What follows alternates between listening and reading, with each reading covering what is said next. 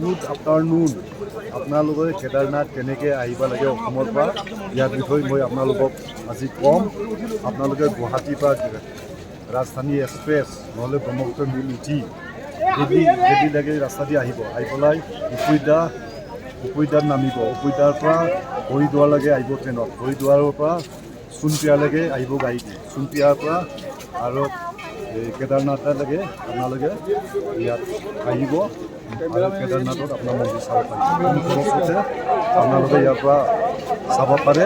ট্ৰেইনত আহিলে কম খৰচতে, ফ্লাইটত আহিলে আপোনালোকে বহুত খৰচ হ'ব। কেদাৰনাথ মন্দিৰ ইয়াৰ আজি বহুত বৰষুণ আহি আছিলে, এতিয়া বতৰটো ভাল হৈছে।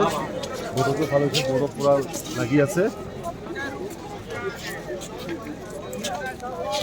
আপোনালোকে হৰিদ্বাৰৰ পৰা সোণপিয়ালৈকে কেনেকৈ কম বাজেটত আহিব পাৰে মই আপোনালোকক কৈ আছোঁ। আপোনালোকে হৰিদ্বাৰৰ পৰা সোণপিয়ালৈকে বাছত আহিব।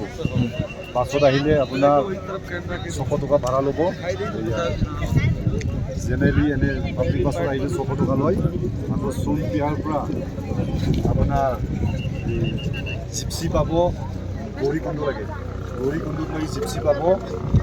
আৰু আপোনালোকে ইয়াৰ হেলিকপ্টাৰ আহিলে আপোনাৰ ডেৰাডুনটো আহিব পাৰে, ঋষিকেশো আহিব পাৰে আৰু আপোনালোকে হৰিদ্বাৰৰ পৰা আহিব পাৰে।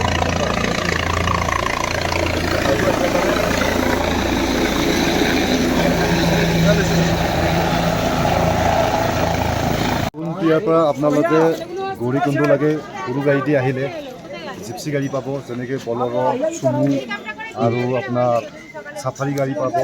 তাৰপিছত গৌৰীকুণ্ডৰ পৰা আপোনালোকে এই ঘোঁৰাৰ লগত আহিব পাৰে। আপোনাৰ চাৱাৰী কৰিব পাৰে। ঘোঁৰা চাৱাৰী কৰিলে আপোনাক 3200 টকা ল'ব। আৰু আপোনাৰ কেম্পিং কৰিলে উইথ হিচাপে দাম লয়। আৰু যোনে ডাঙৰ মানুহৰ 10,000 12,000 লাগে কেদাৰনাথ আহিবৰ কাৰণে কেম্পিং। আৰু খোজকাঢ়ি আহিলে আপোনালোকে ইয়াৰ 4 ঘণ্টা লাগিব।